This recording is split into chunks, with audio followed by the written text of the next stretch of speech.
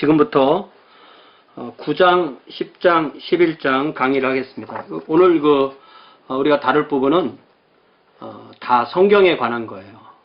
그러니까 성경이 지난주에 했듯이 특별계시에서 이제 성경 계시에서 특별계시에서 성경을 다뤘는데, 오늘 우리가 할 것은 그 계시가 과연 하나님의 말씀이냐 하는 영감의 부분, 그것을 우리가 어떻게 우리 거로 받아들일 거냐 하는 조명의 문제, 그리고 마지막 11장에서는 교회가 아니면 한 성도가 무엇을 가장 권위 있는 것으로 인정할 거냐, 성경을 가장 권위 있는 걸로 인정할 거냐, 교회를 가장 권위 있는 걸로 인정할 거냐, 교황을 가장 권위 있는 걸로 인정할 거냐, 전통을 가장 권위 있는 것으로 인정할 거냐, 그런 문제인데요. 오늘 우리가 다룰 이 세 장은 그동안 우리가 공부한 것에 비해서는 무척 쉽습니다. 그래서 뭐 그렇게 어렵게 공부할 내용들이 아니에요. 조금만 읽어보면 다 당연히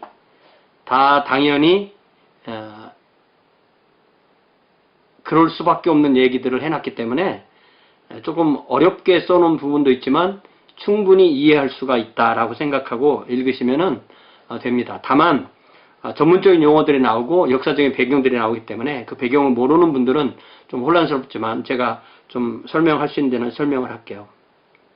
자, 먼저 9장 227페이지 9장에 영감을 다룰 때 그 영감의 정의를 계시의 보존 이렇게 다뤘어요. 왜냐하면은 하나님께서 어떤 그 사건이 있다 합시다. 예를 들면 출애굽이라는 사건, 예수님이 성육신 하셔서 이 세상에 오셔서 사시고 가르치시고 본을 보이시고 대속의 죽음을 죽으시고 장사되시고 부활하시고 한 그 모든 것을 다 사건이라고 할 수가 있죠. 그 사건을 기록했을 때, 어떤 그 문서로 기록했을 때, 그 하나님이 그 실제 일을 통해서 역사하신 그것이 그 문서에 고스란히 들어왔느냐.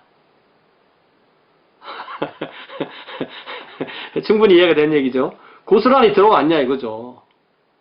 그 문제를 얘기를 하는 겁니다. 그래서 그 문제를 영감입니다. 인스피레이션. 그래서 우리가 영감과 조명을 보통 그 신학적으로 정통신학에서 구별을 하는데, 영감은 저자들이 그 성경을 최초로 기록할 때 성령님이 그들과 함께 하신 것을 영감이라고 불러요. 인스피레이션. 그리고 조명은 이제 우리가 하나의 성도가, 그 성도가 교황이든 사도이든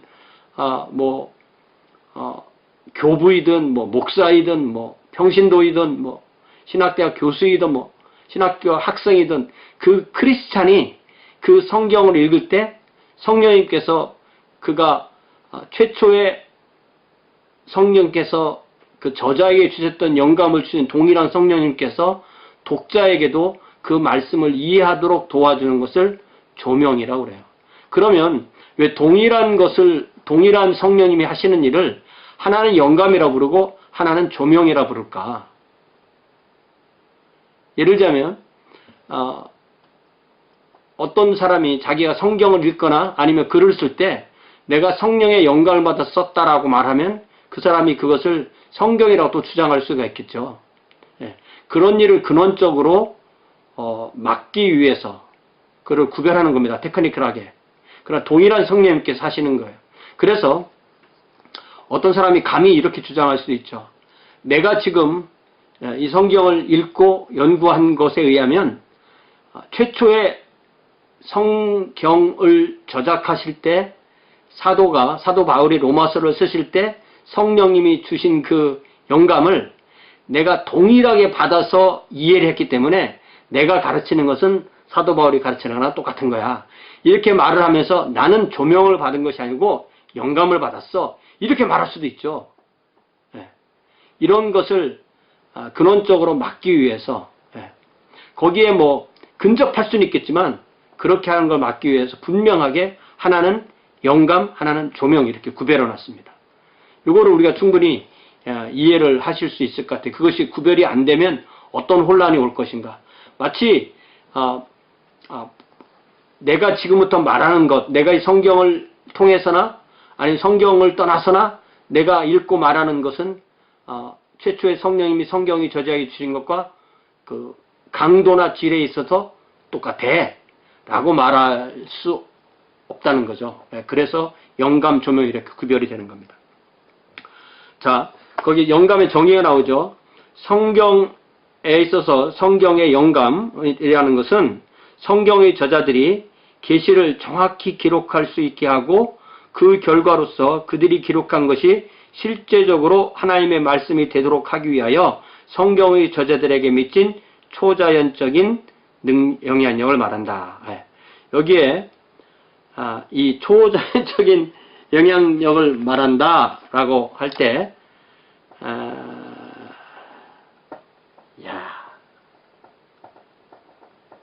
참, 첫 번째 문장부터 잘못됐네, 다시 보니까. 자, 제가 영어로 한번 읽어드릴게요. By inspiration of the scripture, we mean that supernatural influence of the Holy Spirit. 그 말에 빠졌어요. Holy Spirit. 성경의 저자들에게 미친 성령의 초자연적인 영향력을 만나 이렇게 말해야 돼요. 그러니까 이게 제가 열심히 안 봤더니 이 첫 번째 문장부터 번역이 잘못됐네요. 초자연적 영향력 앞에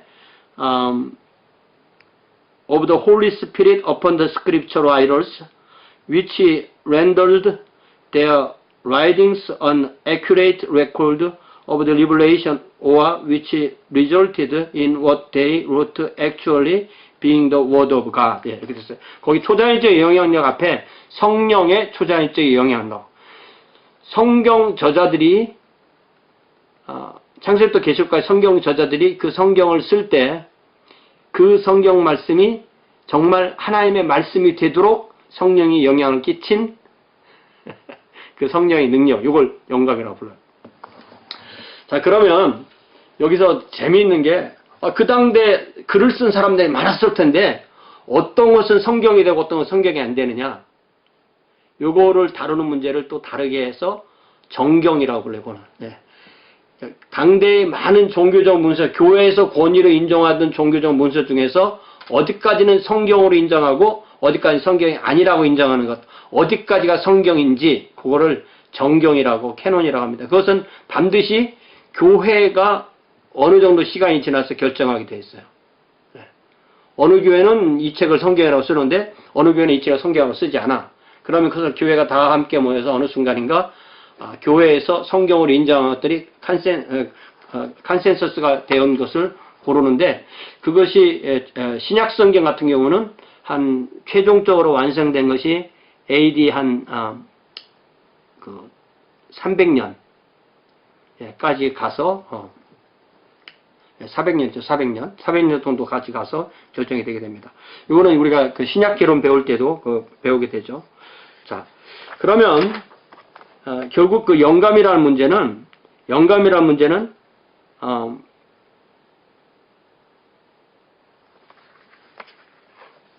굉장히 심각한 주제가 되는 거죠. 갑자기 영감이. 왜냐하면은 똑같은 글, 다 누구나 같이 똑같은 글을 쓰는데 이것이 과연 영감이 있느냐 아니냐는 것을 어떻게 아느냐는 거죠. 그리고 영감이 되었다고 할 때, 그것이 영감이 되었다고 할 때 영감이 어디까지 되고 그것이 영감되었다는 것은 과연 무엇이냐라는 것을 우리는 알아야 됩니다. 일단은 성경 자체가, 성경 저자들이 성경 자체를 하나님의 말씀으로 인정하는 그런 규절들을 이제 여기서 제시해 주는데요. 예를 들자면 그 229페이지 밑에 보면은 베드로 후서에서 먼저 알 것은 성경의 모든 예언은 사사로이 풀 것이 아니니 예언은 언제든지 사람의 뜻으로 낸 것이 아니요 오직 성령의 감동하심을 입은 사람들이 하나님께 받아 말한 것이다 라고 말할 때, 여기 경이라고 말한 것은 구약성경 전체를 부르는 말이에요. 그러니까 성경 자체가,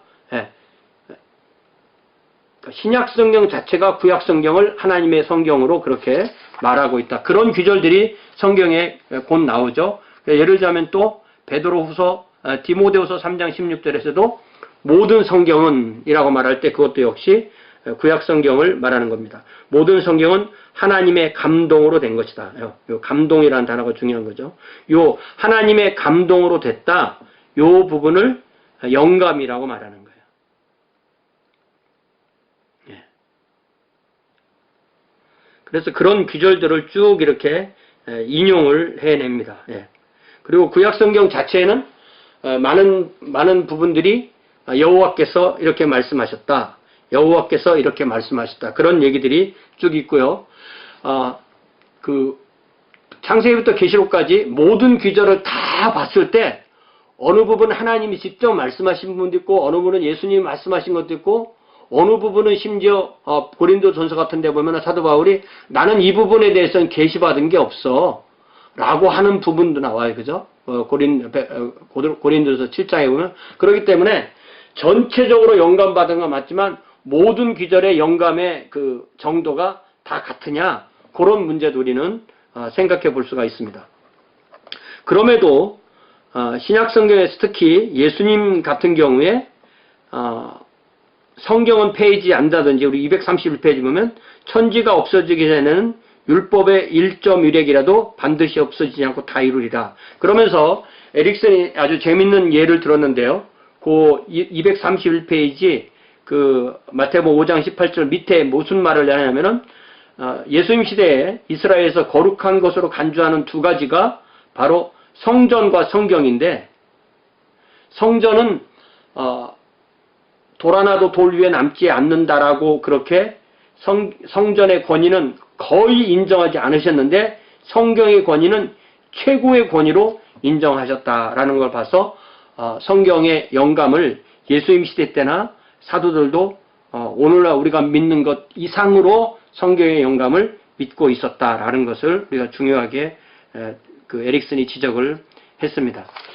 자, 그래서 이제 영감 교리를 우리가 생각할 때 좀 고려해야 될 것들이 무엇인가라고 할 때 거기에 이제 아주 몇 가지를 예를 들어놨는데 12가지의 예를 들어놨습니다. 이런 것을 어디까지 우리가 결정할까? 예를 들자면 우리는 실제로 영감 교리라는 게 필요하냐? 그런 게 있을 수가 있느냐?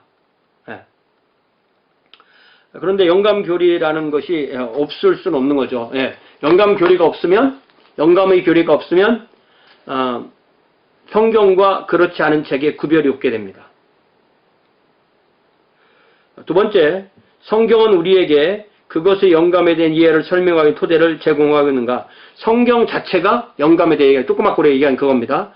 우리는 우리의 이해를 표명하는데 그 자체에 대한 성경의 가르침에 일차적인 비중을 줘야 되는가? 이게 무슨 말이죠? 우리는 우리의 이해를 표명하는 데에 표명하는데 그 자체에 대한 성경의 가르침에 일차적인 비중을 둬야 되는가? 아니면 일차적으로 성경의 본성, 즉 그것이 나타내는 특성들을 강조해야 되는가? 이게 무슨 말이죠?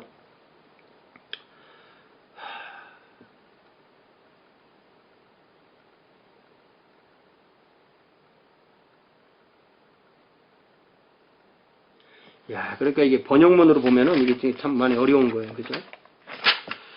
자, 3번에 이게 무슨 말인가? Should we, in formulating our understanding, give primary weight to the Bible teaching about itself, or should primarily emphasize the nature of Scripture, the characteristics displays? 한 문장을 둘로 나눴는데 다시 보겠습니다. 우리는 우리의 이해를 표명하는데 그 자체에 대한 성경의 가르침에 일차적인 비중을 둬야 되는가? 아니면 일차적으로 성경의 본성, 즉 그것이 나타낸 특성들을 강조해야 되는가? 이게 좀 정확하게 모르겠는데요. 이 3번에서 말하는 것은 우리가 이해하는 것 중심이냐 아니면 성경 그 자체냐 이렇게 말하는 것 같은데요. 이것은 제가 잘 모르겠어요. 어떻게 설명해야 될지.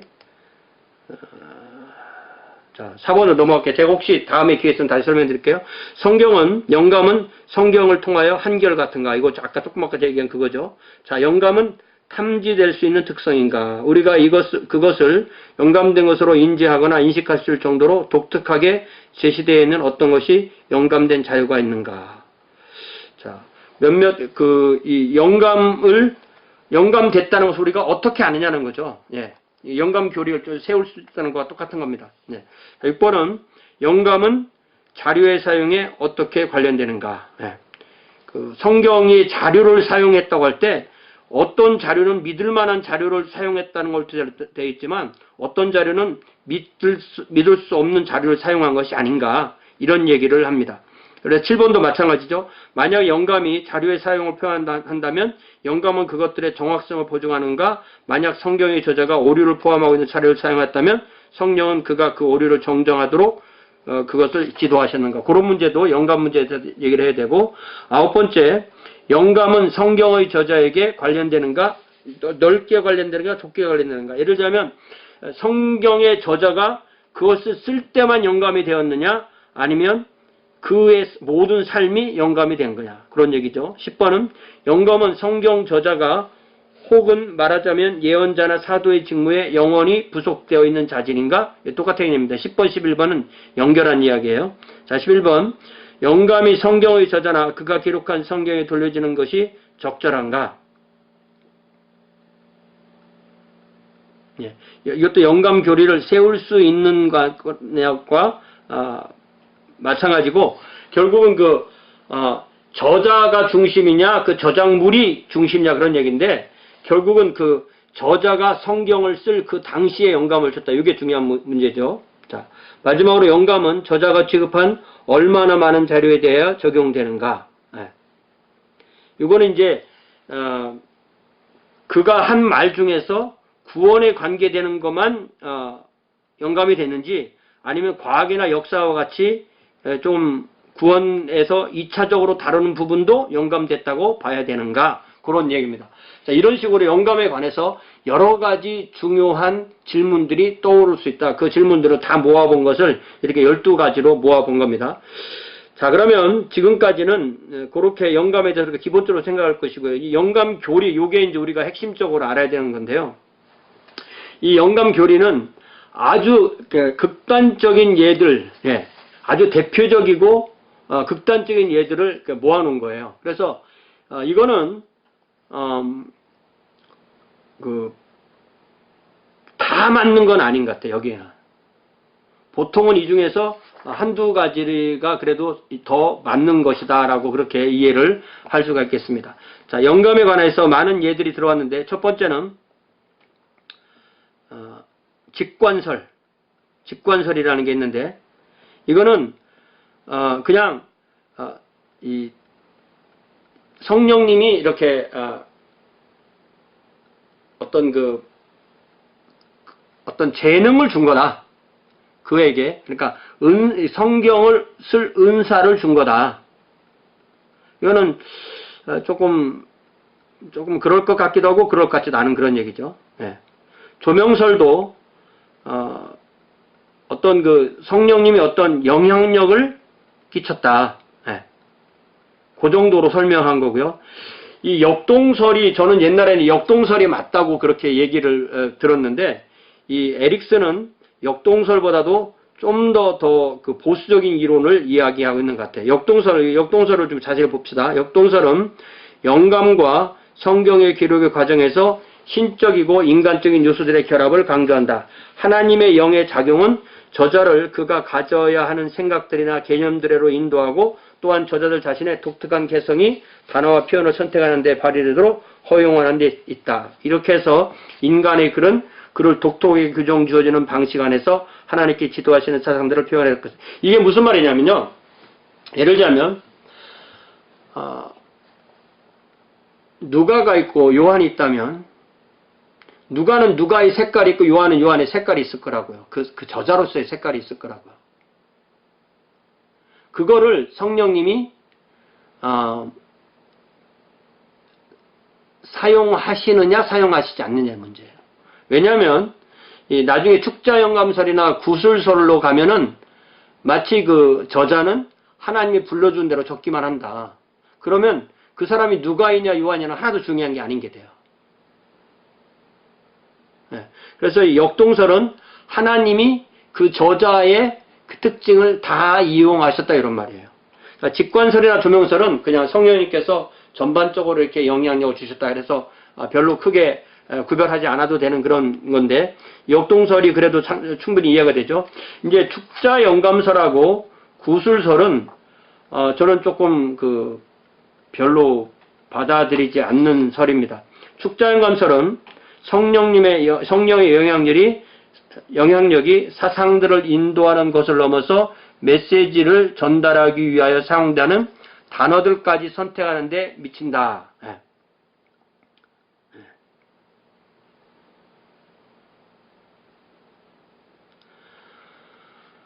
그래서 저는 이 축자영감설하고 구술설하고가 별로 이렇게 구별이 안 돼요. 제 이해 안에서는. 구술설은 그냥 불러주는 대로 받아 적었다.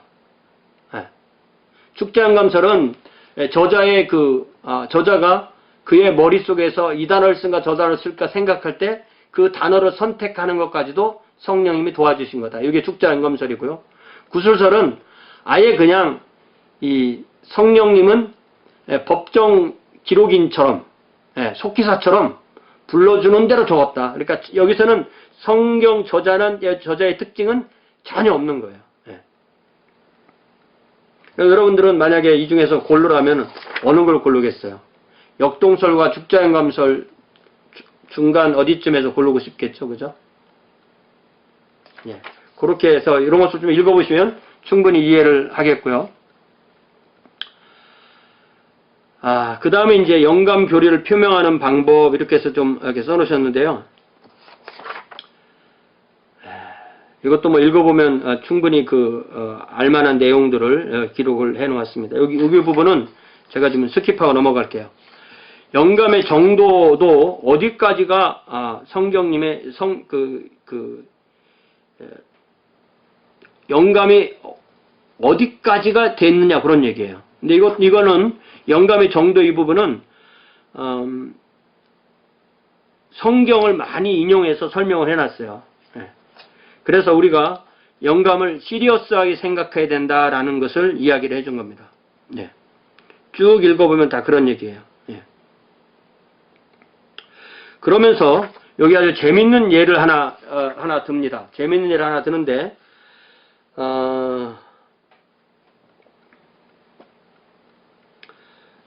페이지 241페이지 맨 밑에 보면은 바울과 바나바가 둘이 1차 선교여행 다녀오고 2차 선교여행을 가기 전에 이 마가 요한을 데리고 갈 거냐 데리고 가지 않을 거냐의 문제를 가지고 심각하게 싸우는 그런 예를 듭니다. 그러면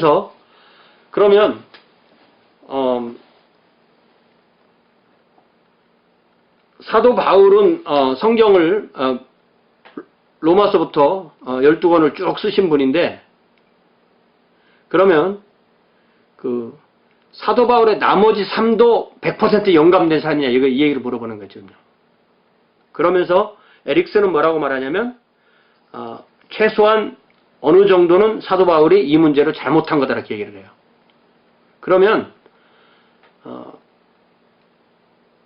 결국 사도 바울이 성경을 기록할 때만 100% 영감이지 나머지 삶에 있어서는 우리와 같은 인간적인 약점이 있는 사람이다라고 인정해야 된다는 얘기죠.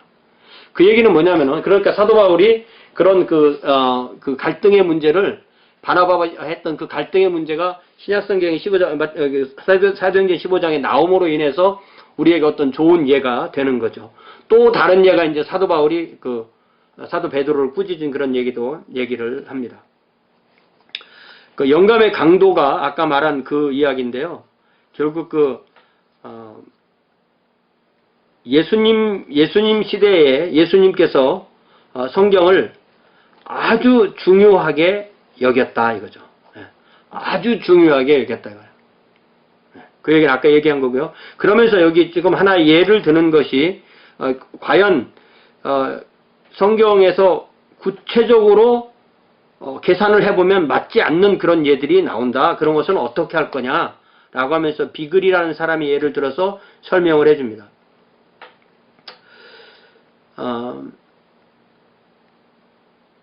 이런 거는 우리가 이렇기 때문에 성경에 영감이 없다 이렇게 결론 내리기는 참 어려워요. 그런 결론을 가져오기는 어렵고 이런 걸 통해서 우리는 어떻게 말하면 되느냐면요.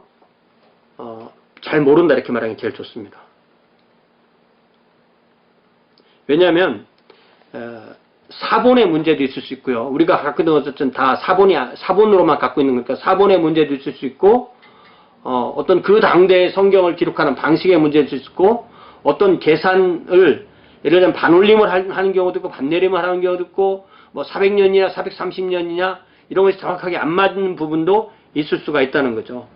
그래서 이런 부분에 대해서 그런 부분이 약하다고 좀 이렇게 부정확하게 이해가 잘 안 된다고 해서 성경 전체가 잘못됐다라고 그렇게 말할 수는 없습니다. 그래서 그런 부분에 대해서는 우리가 잘 모른다 이렇게 얘기를 해야 되고 또 하나는 여기에 244페이지에 유다서나 이런 곳에서 외경에서 에녹일서나 모세의 승천기 같은 데서 인용하는 그런 예를 들어줍니다.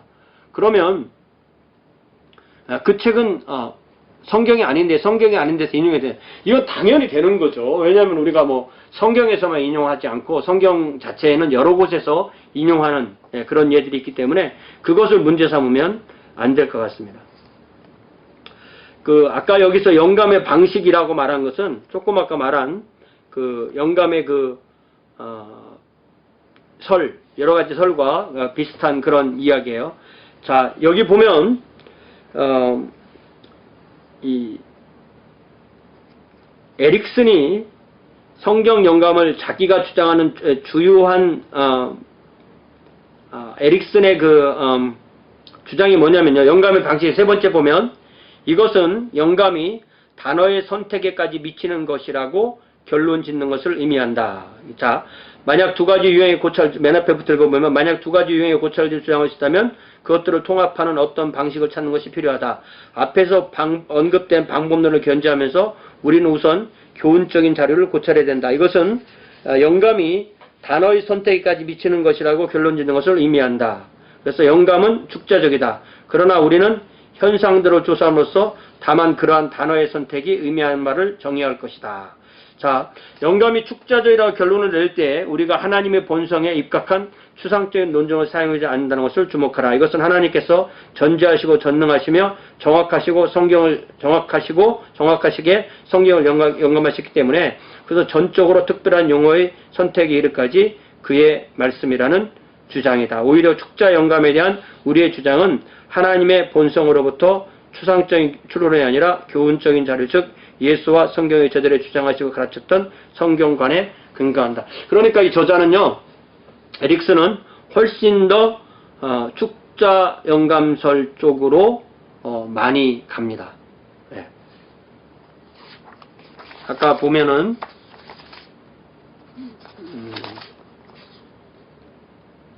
축자 영감설, verbal theory 그리고 구술설, dictation theory인데 저는 이제 이 축자 영감설 더하기 축자 영감설적인 것도 있고 역동설적인 것도 있다. 두 가지를 주로 이야기를 해요. 예. 자, 그 다음에 영감의 방식에 있어서 재밌는 도표가 하나 나옵니다. 자, 여러분 246페이지 보면 도표가 나와요. 도표. 이 도표를 잘 보면 이게 무슨 말이냐면은 우리의 언어가 가진 한계가 있다는 거예요. 잘 생각해 보세요.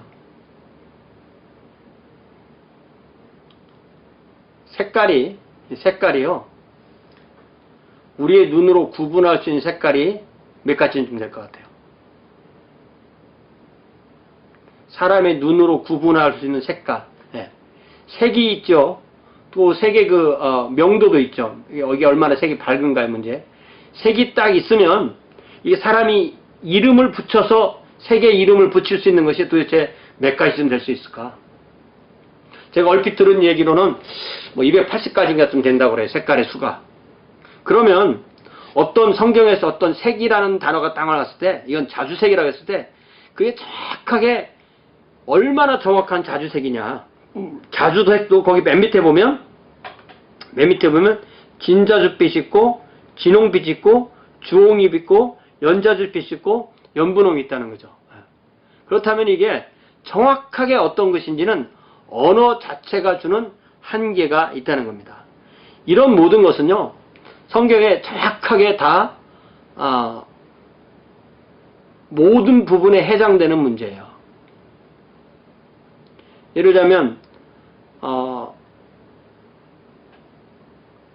2만 명이라고 말했다, 성경에서. 그러나 2만 명이라고 말했을 때 그 2만 명이라는 것은 19,990명도 99명도 아니고 2만 1명도 아니고 2만 명이다, 이런 의미가 아닌 거예요. 15,000명부터 25,000명까지는 다 2만 명이라고 부를 수 있는.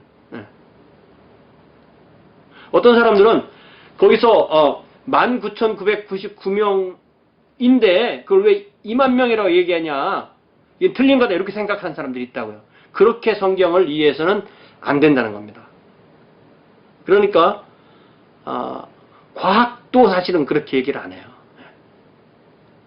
우리가 정확한 숫자를 써야 될 때도 있고 그렇지 않을 때도 있다는 것을 우리는 분명히 이해를 해야 됩니다.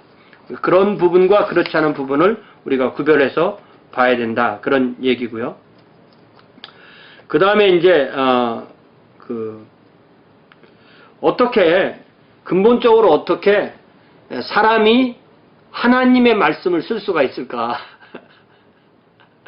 이야기를 하면서 예를 하나 들어요. 예를. 그게 바로 이제 뭐냐면은 자기가 이제 교회에서 목회를 할 때 자기 이름으로 여비사가 편지를 쓴 것을 본인 읽어보면 그거 고칠 게 없다는 거예요. 오랫동안 같이 여비사와 함께 일을 하면서 내 이름으로 편지를 써주세요 그러면 여비사가 편지를 쓰면 고칠 게 없다는 거예요. 지금 사실 많은 그 분들이 그 연설을 하거나 그럴 때 사실은 그 연설문을 써주는 분들 있잖아요. 그죠? 그런 식으로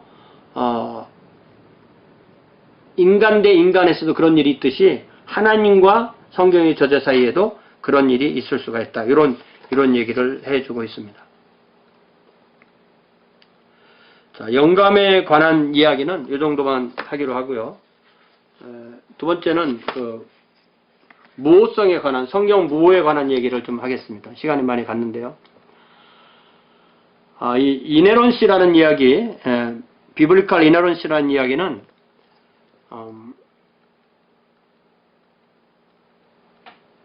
교회가 예수님 시대 때부터 지금까지 다 성경의 무호성을 믿어왔어요.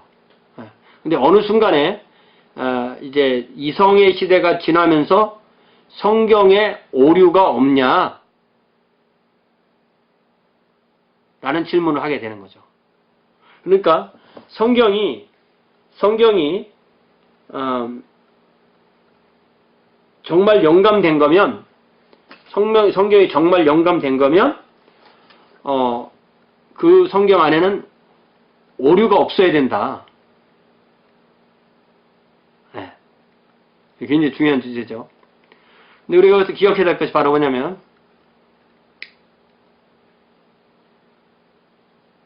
뭘 기억해야 되냐면 무엇이 오류냐는 거죠.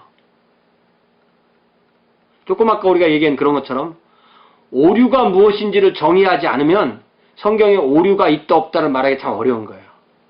예를 들자면 우리가 아침에 해가 뜬다 이렇게 표현하죠. 그죠? 아침에 해가 뜬다. 근데 과학적인 용어로는 해가 뜨는 게 아니잖아요. 그죠? 지구가 자전을 한 거지. 근데 과학자도 아침에 해가 떴다 이렇게 표현하지, 지구가 자전했다 이렇게 표현하지는 않는 거죠. 그런데 성경에 그런 식의 표현, 오늘날 사람들이 보면 지구가 자전한 건데 그 당대 사람들이 보면 해가 뜬 거죠. 그래서 해가 떴다고 써놓은 것을 보고 이거는 과학적으로 틀렸다, 그렇기 때문에 성경에는 오류가 있다, 이렇게 정의하면 성경에 오류가 있는 거죠. 그러니까 정의를 어떻게 하느냐에 따라서 그것이 오류가 있을 수도 있고 오류가 없을 수도 있는 거죠. 그렇기 때문에 정의가 잘못되면 이건 오류가 있는 책이 돼버리는 거예요. 그래서 이 무호성에 관한 문제는 제일 중요한 것은 무엇을 오류라고 정의하느냐가 제일 중요한 거예요. 그걸 잘 보셔야 돼요. 예를 들자면 예수님께서 제자들에게 전도하라고 내보내면서 하나님께서 다 전도 나갈 때 먹여 살려 주시니까 너희들은 지팡이만 들고 가라. 네, 마태복음인가 그게 말씀하시고 또 다른 복음서 누가복음에서는 너희들은 지팡이도 들고 가지 말아라 이렇게 돼 있어요. 실제로 보면. 네. 그러면 둘 중에 하나는 예수님의 말씀이고 둘 중에 하나는 예수님의 말씀이 아니야. 하나는 사도들에게 그냥 써는 거야. 사도들이 꾸며낸 거야, 쉽게 말하면. 그렇기 때문에 이 두 개가 서로 상반되는 말씀이기 때문에 성경에는 오류가 있고, 그렇기 때문에 성경은 하나님의 말씀도 아니고, 성경은 어떤 성령의 어떤 능력에 의해 썼을 수도 있지만 오류가 없는 책이라고 말해서 안 된다. 성경은 그래서 오류가 이렇게 말하면 결국 오류가 뭔가를 오류라고 정의했느냐의 문제가 되는 거죠. 결국은. 그런데 저한테는 지팡이만 가지고 가라는 말이나 지팡이도 가지고 가지 말라는 말이 저한테 똑같은 말로 들려요. 여러분 어떻게 생각하세요?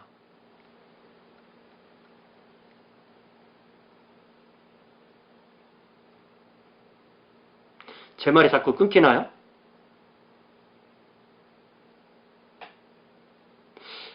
제 말이 끊기면 다른 분들 마이크를 켜놓은 분들이 혹시 있으시면은 마이크를 다 꺼보세요.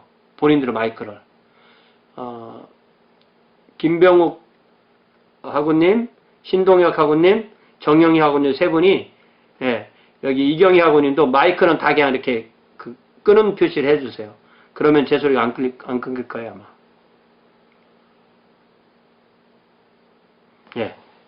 자, 이게 무호성에 관한 얘기를 조금 더 해보겠습니다. 옛날까지는 문제가 되지 않았던 건데, 최근에 와서 문제가 됐다. 자, 그래서 무호성도 어디까지가 무호성이냐고 말할 때, 절대 무호성, 완전 무호성, 제한적 무호성, 목적의 무호성, 또 뭐 적용된 계시이론, 이렇게 여러 가지 영역을 나누어서 설명을 해주어요. 그러면서 무호성이라는 것은 아예 얘기할 필요도 없다 이렇게 말하는 사람까지 적절하지 않다 이런 얘기까지 하는데요. 절대 무호성이라는 얘기는 성경이 종교적인 문서인 건 분명히 맞지만 성경이 만약에 과학이나 역사나 이런 것을 말하고 있을 때 오늘날 과학이 발전하고 역사가 발전했는데 그 과학적인 진술이 있었을 때 그 과학적 진술이 오늘날의 과학적 진술과 충돌이 안 되고 충돌이 혹시 된다면 성경이 맞는 거다. 이렇게 말하는 것이 절대 무호성입니다.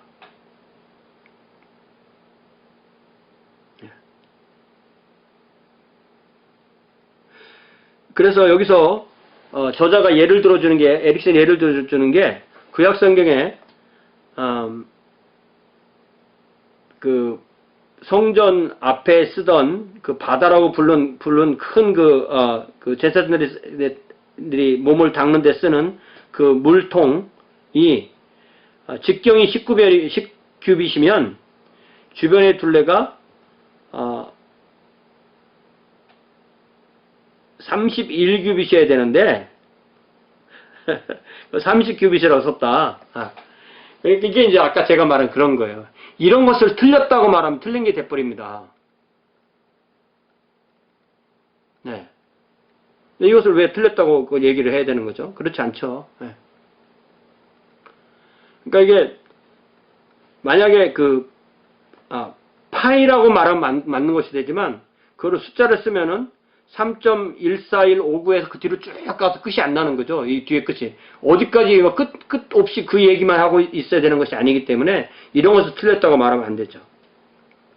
그런데 이 절대 무호성보다도 한 칸 정도 뒤로 물러간 것이 완전 무호성인데 이 완전 무호성은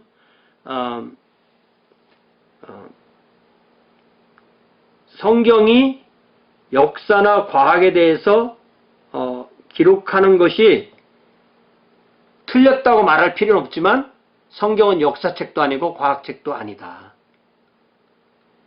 그러니까 과학을 공부하기 위해서 성경을 본다든지 역사를 공부하기 위해서 성경을 보는 것은 1차적으로 성경의 목표는 아니다. 이거죠. 그러니까 약간 다릅니다. 그러니까 절대 무호성과 완전 무호성이 약간 달라요. 그러면 세 번째는 제한적 무호성은 역사나 과학에 관한 것은 당대의 그 통용되던 이해를 반영하고 있기 때문에 그런 부분에 있어서 오류가 있을 수도 있다. 그러나 그런 오류는 사소한 것이고 그런 것을 오류라고 부르면 오류가 되기도 하고 오류라고 부르지 않으면 오류가 아니기 때문에 성경은 오류가 없는 것이다. 이렇게 얘기할 수 있다는 거죠. 네 번째는 목적의 무호성이라고 해서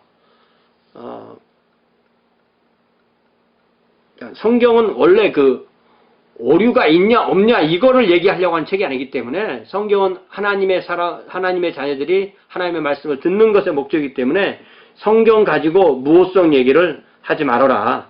이 얘기는 뒤에 그 6번에 마지막 그 7번에 나오는 얘기랑 좀 비슷한 주제인 것 같아요. 더 나아가서 이제 5번에서도 굳이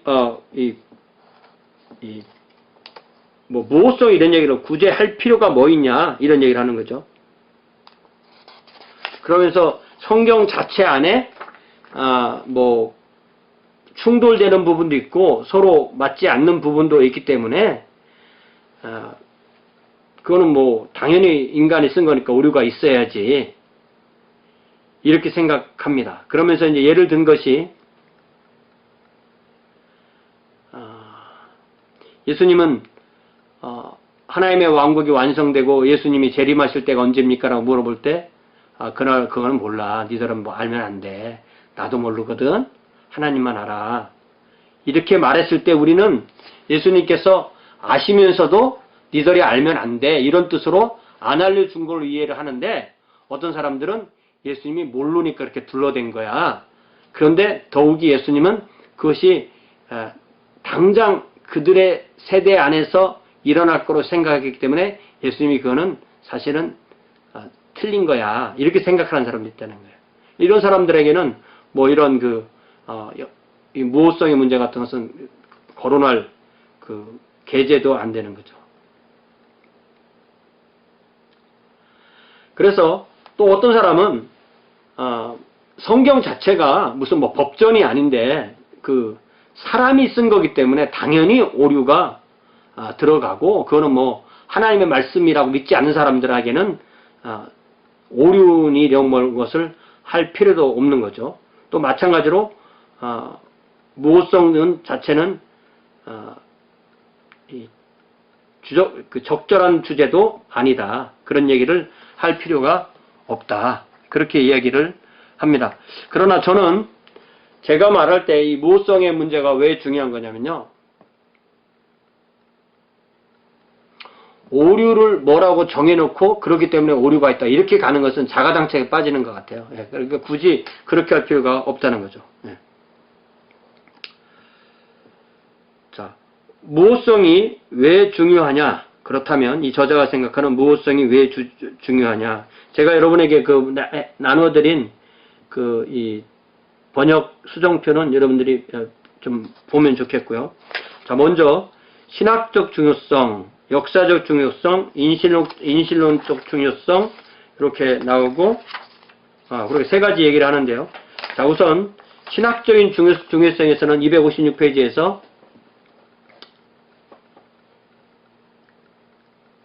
제일 중요한 것은 예수님 시대에 예수님과 사도 바울들이 성경의 세세한 내용들까지 권위 있는 것으로 생각했다.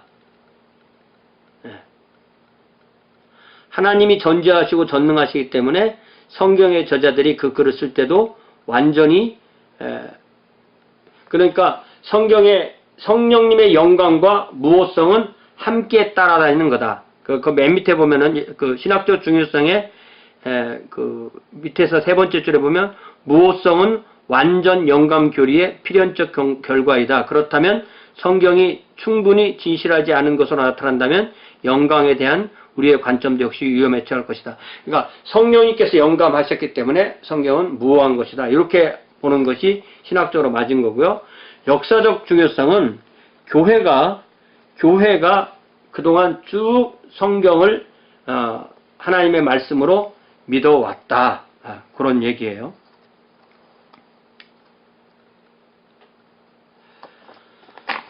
자, 거기 역사적 중요성의 그 마지막 부분에 가면은 이런 말이 나옵니다. 한 밑에서 하나, 둘, 셋, 넷, 다섯 번째 보면 우리가 이 책의 첫 번째 장에서 논의한 것처럼 역사는 신학이 자기의 개념들을 시험하는 실험실이기 때문에 우리는 성경의 완전한 신뢰성에 대한 믿음을 이탈하는 것이 이 한 가지 교리의 측면에서 뿐만 아니라 심지어 그 결과로 나타난 다른 교리들의 측면에서도 역시 매우 심각한 조치라고 결론을 내려야 된다.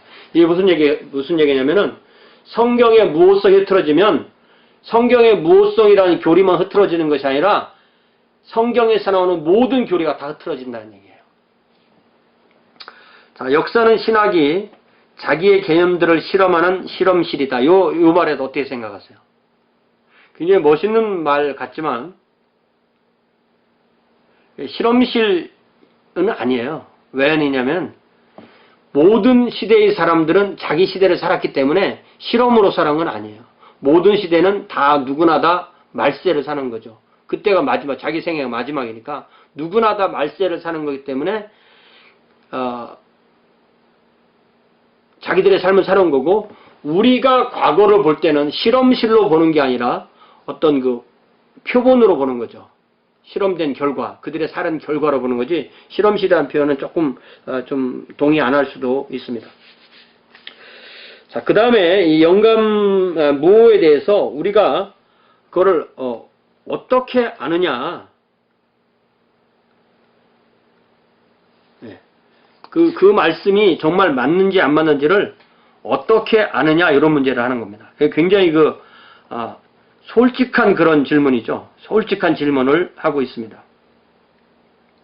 그래서 어느 부분은 좀 명확한 부분이 있고 어느 부분은 좀 불명확한 부분이 있는데, 그 불명확한 부분 때문에 성경 전체를 다 던져야 될 거냐. 제가 예수님을 처음 믿을 때 우리 아버님이 성경을 믿지 못하는 이유를 뭐라고 말씀하시냐면은, 야, 오늘날에는 말이야 누구도 가라사대 이런 말 안 써. 근데 성경에는 말이야, 성경을 펴 펴면 가라사대라는 말이 있어. 나는 그 말부터 싫어, 이러시더라고. 네. 그렇지 않다는 거죠. 그러니까 우리가 볼 때 어떤 부분이든 간에 좀 어려운 부분이나 어떤 좀 불명확한 부분이 있다 해서 성경 전체를 우리가 다 오류가 있는 제가 이렇게 말할 수는 없다는 거죠. 예, 굉장히 중요한 이야기입니다. 제가 그동안 담임 목사로서 설교를 한 것이 지금 한 17년 이렇게 설교를 하거든요, 제가. 근데 설교를 하면 할수록 제가 확신하는 것은 예수님뿐만 아니라 성경의 저자들이 쓴 말씀들을 보통 제가 짧으면 3, 4절, 길으면 10절 이렇게 매주 설교를 하는데, 설교를 해보면 해볼수록 이것이 하나님의 말씀이다, 무호한 하나님의 말씀이다라고 결론을 내리지 않을 수가 없다는 것이 저의 결론입니다. 자, 그런데 여기 페이지 259페이지에 보면요, 굉장히 재밌는 말이 하나 나와요. 제가 번역수정표에 영어로 볼 때 이 마크 트웨인이라는 사람, 미국 저자가 인용한 10장 228페이지 13째 줄에 Believing what you don't know ain't so, 이거를 번역하면 네가 모르는 것은 그렇지 않다고 믿는 것이다. 네가 몰라? 그러면 그것이 틀렸어 라고 믿는 것이 바로 믿음이다 라고 이렇게 했다고 이 에릭슨이 인용을 했는데요. 아주 꼬아서 인용을 했는데, 제가 이걸 찾아보니까, 마크 트웨인은 이런 말을 한 게 아니에요, 또. 마크 트웨인이 말하는 것은, believing what you know ain't so 이렇게 말을 했어요. 그러니까 네가 아는 것이 실제로는 그렇지 않다고 믿는 게 종교야. 근데 에릭슨이 그 마크 트웨인을 인용한다 하면서 거꾸로 인용을 해놨어요. 그래서 이 부분에 대해서 여러분들이 좀 더 잘 연구를 해보세요. 어떤 말이 맞겠나. 여기는 뭐 그렇게 중요한 게 아니니까 좀 넘어가겠습니다. 자, 그 다음에 무호성과 현상들. 그래서 뭔 얘기를 하고 있냐. 자, 한번 쭉 읽었는데도 무슨 내용을 말하는지가 이렇게 잘 생각이 딱 잘 안 떠오를 때가 있어요.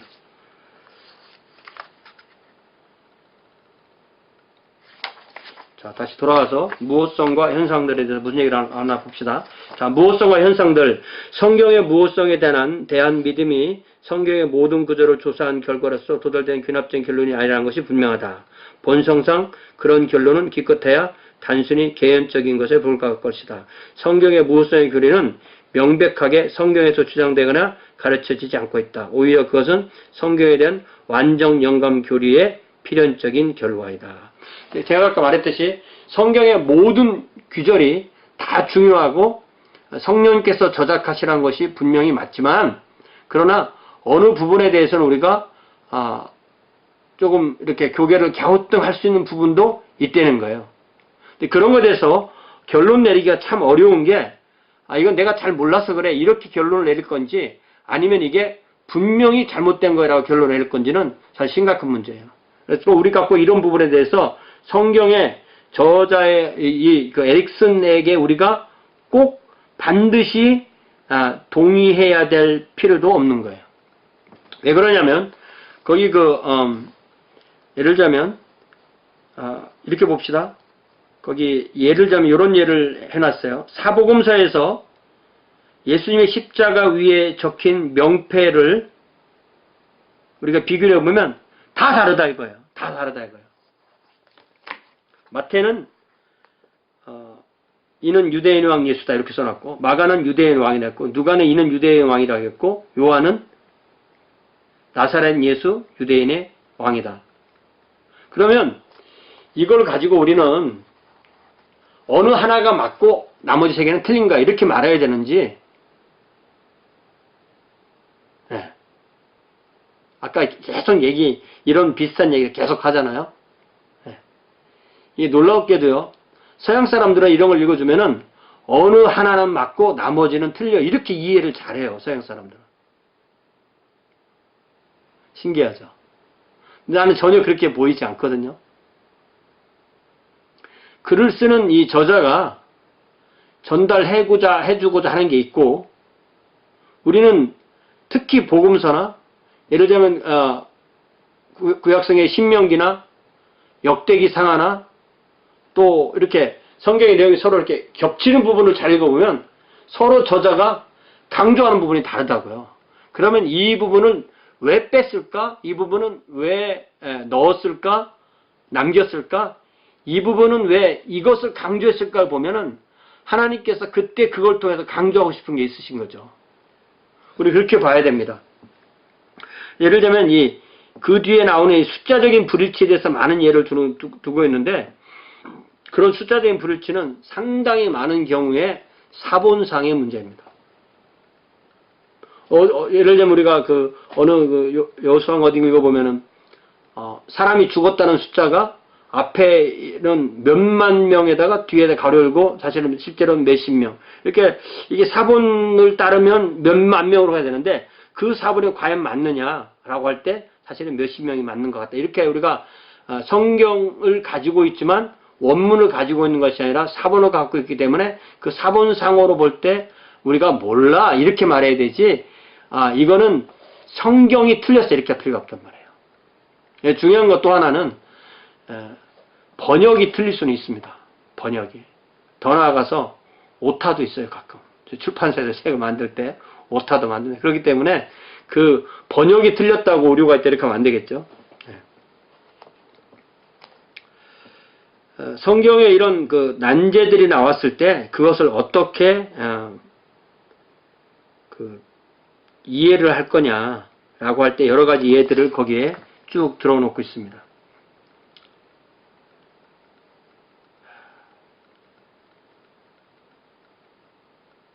그래서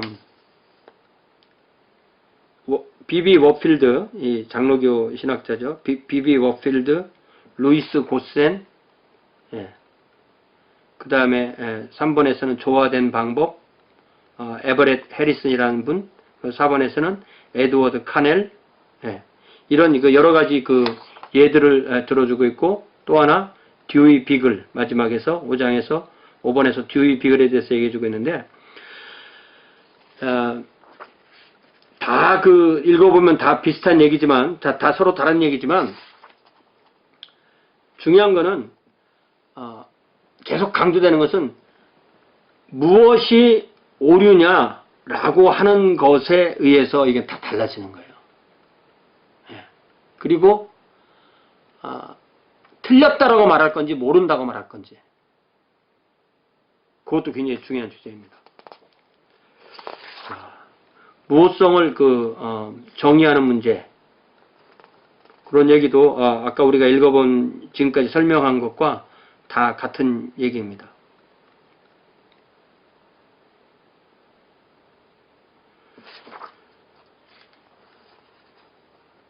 지금까지 쭉 설명한 내용과 다 같이 나오는 게 그런 얘기예요. 예.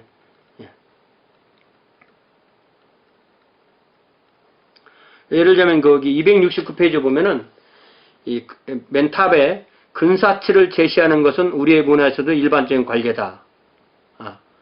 작년에 나의 실제 수입은 25,137달러 69센트였다. 라고 할 때 이거를 25,000달러라고 말했을 때 그것을 틀렸다고 말하면 안 된다. 예. 그런 얘기죠. 예. 예. 그리고 아까 제가 말했던 해가 뜬다, 지구가 자전했다, 이런 것도 다 마찬가지라는 거죠.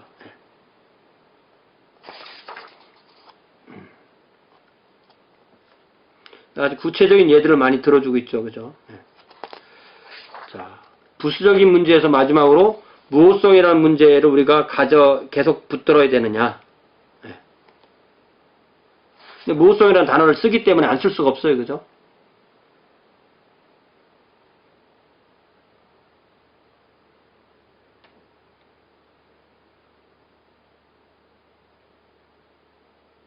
그래서 거기 272페이지 보면 무호성이라는 용어가 일반적으로 되어 있기 때문에 이 용어를 사용하는 것이 현명할 것이다. 이 용어만 사용해서는 안 된다.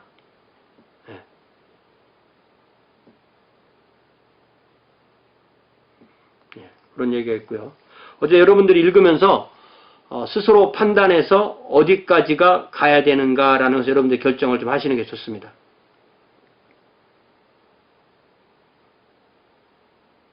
자, 결론 부분 읽어볼게요. 너무나 많은 잘못된 개념들과 너무나 많은 견해들이 있는 이 세상에서 성경은 신뢰할 수 있는 안내의 근원이다. 그 이유는 정확하게만 해석된다면 성경이 가르치는 모든 것은 전적으로 신뢰할 수 있기 때문이다. 성경은 안전하고 의존할 만하고 신뢰할 만한 권위이기 때문이다. 자, 그래서 이제 권위의 문제로 나아갑니다. 11장은 권위의 문제인데요.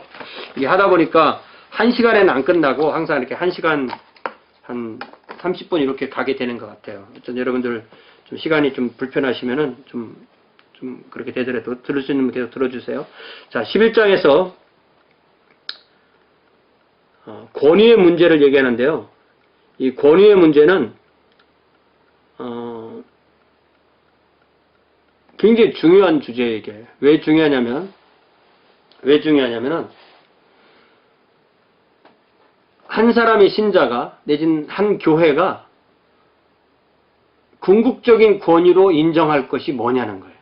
그래서 보통 그 권위의 대상으로 올라오는 게